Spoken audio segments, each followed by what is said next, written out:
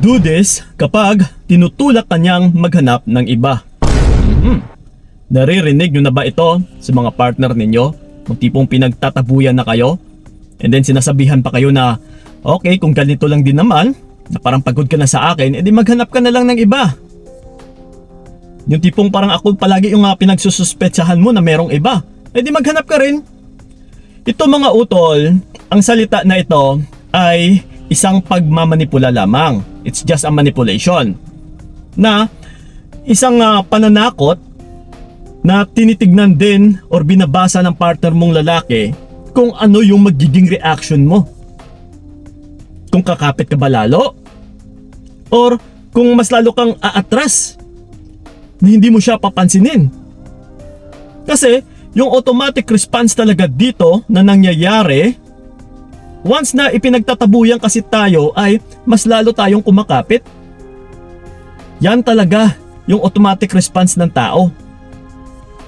Na kapag narinig natin or kapag narinig mo na kapag sinasabihan ka na edi maghanap ka na lang ng iba, edi mas lalo mo pang sinasagot na hindi ako maghahanap.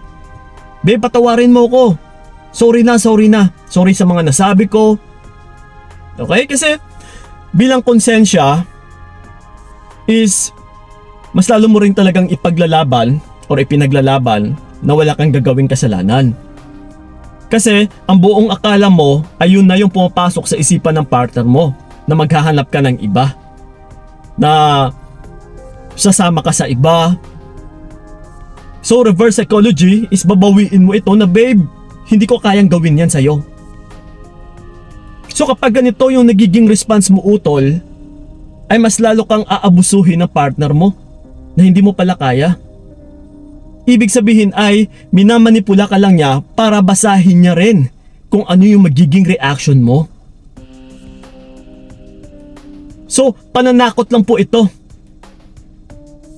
Ngayon ang tanong, Kuya Kiko, sige alam na namin na pananakot lang pala.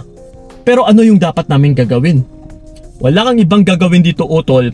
Once na sinabi po ito ng partner mo na maghanap ka na lang ng iba, subukan mong umatras ka. Mag-pull away ka, mag-no contact rule ka. Bibigyan natin siya ng curiosity. Na siya din mismo ay mapapaisip na kung ano na yung pinaggagawa mo. Na oy, baka nga siguro naghanap na rin siya talaga ng iba. Pero ganun pa man mga utol, kailangan is mag-ingat din kayo sa dapat ninyong gagawin. Ang sinabi lang po natin is mag-pull away. Okay, umatras ka, mag-no contact rule ka. Hindi natin sinabi na maghanap ka talaga ng iba. Dahil once na sinunod mo yon na naghanap ka nga ng iba is para kang uto-uto dito. Na kung ano yung sasabihin ng partner mo is yun din yung gagawin mo. Na kahit alam mo namang mali. Nakakahiwalay nyo pa lang is maghanap ka kaagad ng iba. So kailangan mong gamitin yung iyong isipan na uy, sino ba na mga tangang tao na bakit ko susundin yung sinabi niya na maghahanap ako ng iba? Diba? Syempre wala. Alangan naman maghahanap ka talaga ng iba kaagad.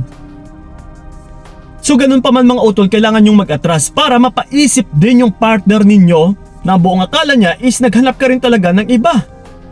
Na kung tutuusin utol ay siya pa itong matatakot na once na ginawa mo ito. Isa lang itong pagpapahiwatig na hindi mo gusto yung mga pinagsasabi niya, na ayaw mong marinig ulit yon, that's why umatras ka. Na yung tipong parang sinasabi natin dito na huwag mong gawin yun sa akin or huwag mong sasabihin ulit yun sa akin. Nauutusan ka niya na maghanap pa ng iba. Kasi syempre pagdating sa'yo is masakit yun. Pinagtatabuyan ka. Ipinagtutulakan ka sa kung kani-kanino. Yes, meron pang ganun na edi kung ganito sumama ka na lang dyan sa best friend mo na lalaki. Na kung sino-sino dyan.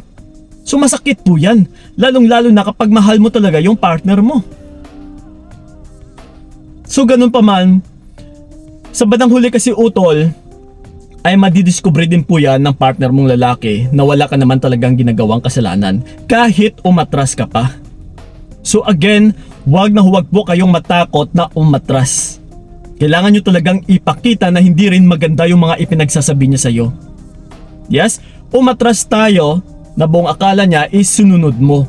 Yung pala is hindi. Okay? Umatras lang tayo para mabigyan din siya ng leksyon na yung mga pinagsasabi niya sa'yo ay hindi na maganda. That's why tinuturuan natin siya ng leksyon dito. Na pwede kang mawala anytime. Huwag mo kong utusan. Gagawin ko kung ano yung gusto kong gagawin. Kung magtatanong man siya or sasabihin niya sa'yo, edi maghanap ka na ng iba. Yung tipong parang nasa isipan mo is, bakit mo ko tuturuan? Bakit mo ko uutusan? May sariling pag-iisip ako. Yes. So ganun po yun mga utol. Ha? Once na ganito kayo ng mga partner ninyo na lalaki na maghanap kayo ng iba, huwag ka talagang matakot.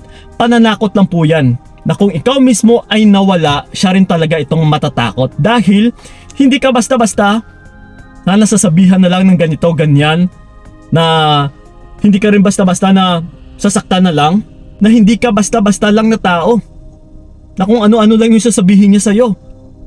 Na buong akala niya is maging sunod-sunuran ka, yung pala is hindi. May sarili ka ring paninindigan at saka pananaw sa buhay. Okay? So yun lang po mga utol, sana'y malinaw sa inyo at saka sana'y nakatulong yung video na ito. So yun lang po maraming salamat. So ingat kayo, God bless and babush! Hanggang dito na lamang kung nakayanan ko, nakawakan kung naranasan ko, bibitawan para malaman mo anong sayang na pinaglaban ko para lang